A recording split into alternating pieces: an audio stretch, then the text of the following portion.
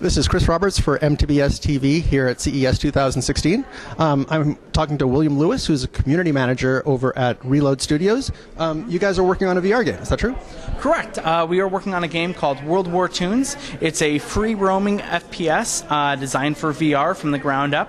And yeah, we're just having a lot of fun making a VR game. Okay. And obviously with the VR equipment coming into the consumer space this year, where are you scheduled to launch with the equipment, or what's your plan for? That's our plan right now. We want to be a launch title for Oculus and PlayStation VR, depending upon when the headsets are announced and released and all that stuff. But yeah, we are planning on being a launch title for both those platforms. Okay. So as a first-person VR shooter, have there been design considerations and stuff as far as making it a comfortable experience and that sort of thing?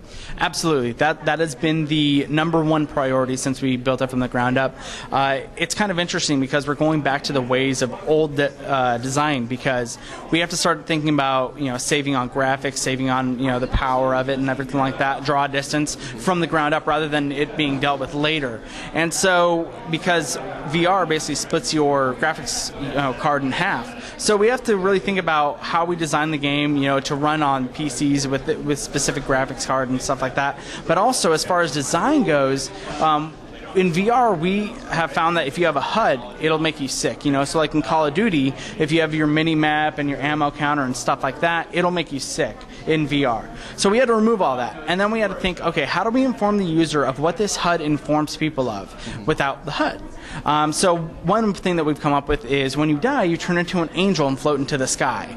And so if you're playing the game and you see a whole bunch of angels, that's where everybody's fighting. I better get over there and duke it out. So yeah, we're really thinking about all that stuff from the ground up. Okay, it's really exciting to talk to people who are working on VR games from the get-go, and it's not something that's being sort of retrofitted or shoehorned into a VR experience. What sort of engine are you guys working with?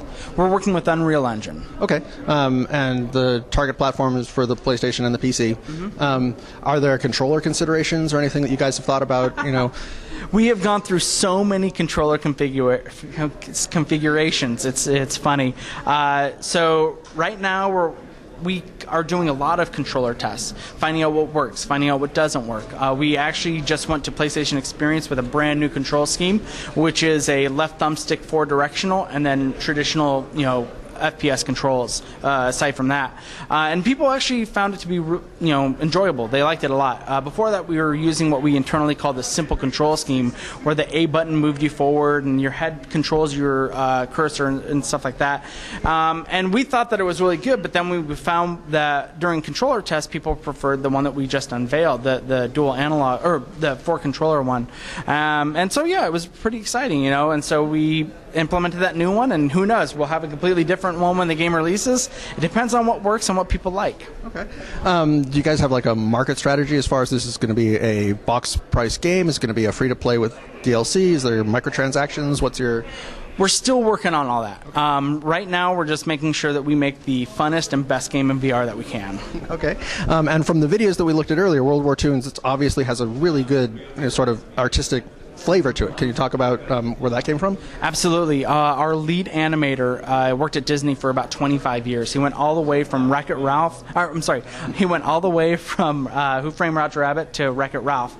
And so when he came on, we are a huge family at our company, and like our CEO and COO have families as well. So we wanted to create a game that we can play with our families. And so we took a lot of his inspiration, this cartoony vibe and artistic style, and he's really helped implement that into the game.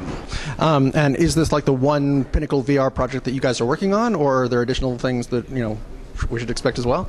So we actually just opened up another branch called Rascally, and that's focused on non-gaming stuff. So our first application that we created was we're working with a company called Wolfbert VR, and we created a museum app where you can actually go around and look at famous paintings. But yeah, we're looking at all aspects of VR right now. Awesome. Okay, well, thank you very much for talking to us.